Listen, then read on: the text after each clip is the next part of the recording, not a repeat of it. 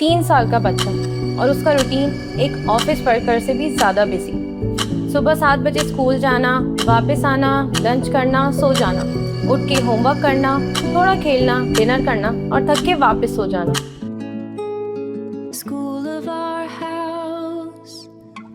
हम ये सब करते हैं ये सोचते हुए कि हम उन्हें डिसिप्लिन कर रहे हैं, लेकिन क्या सच में हम उन्हें डिसिप्लिन कर रहे हैं या फिर हम उनसे कुछ छीन रहे हैं जो वापस कभी नहीं आएगा।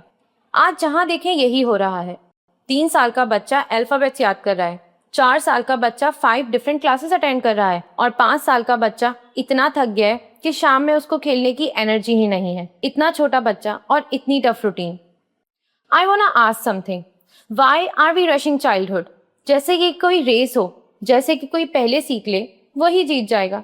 लेकिन जिंदगी रेस नहीं है और बचपन तो डेफिनेटली नहीं है।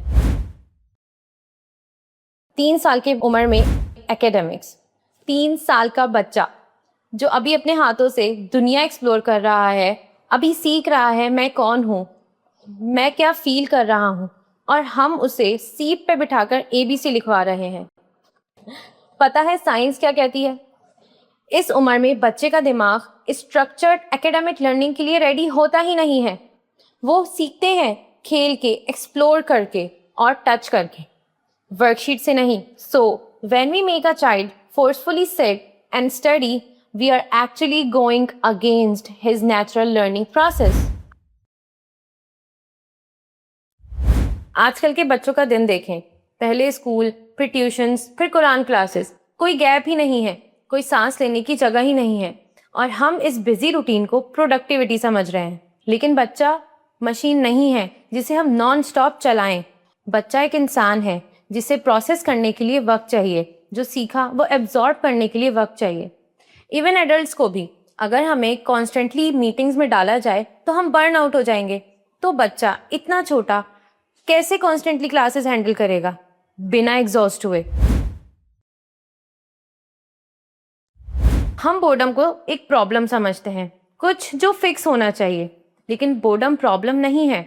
जैसे ही बच्चा बोलता है मुझे बोरिंग लग रहा है, हम उसे फ़ोन दे देते हैं या कोई नई एक्टिविटी ढूंढ लेते हैं। बट बोर्डम प्रॉब्लम नहीं है।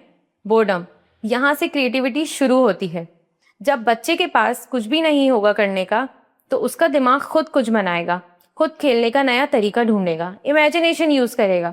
हम उनसे ये मोमेंट छीन रहे हैं, उन्हें कॉन्स्टेंटली इंटरटेन और ऑक्यूपाई रख के। सबसे ज़रूरी बात, खेलने के लिए वक्त ना होना। हमें लगता है खेलना वक्त का ज़ाया करना है। ऐसा नहीं है। खेलना बच्चे का काम है। जब वो फ्री प्ले करता है तो वो सीखता है प्रॉब्लम सॉल्विंग, वो सीखता है शेयरिंग, वो सीखता है अपने इमोशंस को मैनेज करना और अपनी दुनिया खुद क्रिएट करना। ये सब किसी क्लासरूम में नहीं सिखाया जाता। ये सब अनस्ट्रक्चर्ड फ्री प्ले ही सिखा सकता है। हम सब चाहते हैं हमारे बच्चे सक्सेसफुल हों, लेकिन क्या हमने कभी सोचा है हम सक्सेस को इतनी जल्दी में क्यों मांग रहे हैं? बचपन सिर्फ एक बार आता है और ये वो वक्त है जब बच्चा बिना किसी खौफ के दुनिया एक्सप्लोर करे, जब उसे हर चीज़ की आज़ादी देनी चाहिए, गलतियां करने की आज़ादी देनी चाहिए, उसे बच्चा बनने की आज़ादी देनी चाहिए। लेकिन अगर यही वक्त हम एकेडमिक्स और एक्टिविटीज से भर देंगे तो हम उनसे क्या छीन रहे हैं? हम उनसे उनका बचपन छीन रहे हैं और ये वक्त वापस कभी नहीं आएगा। I'm not against classes, activities, or having a routine. What I'm saying is that there should be a balance between them. Let them play freely, let them learn at their own pace, let them get bored sometimes, because childhood is not a competition. This is the foundation of their whole life. So next time, when you make a routine for your child, make sure to keep a box empty, because the most meaningful learning happens when we least expect it. If this video gave you a different way to think about childhood learning and education, do let me know in the comments. And if you like the video, do hit the like button and share it with the people जिनको इनकी ज़रूरत है. Subscribe to my channel. See you in the next one.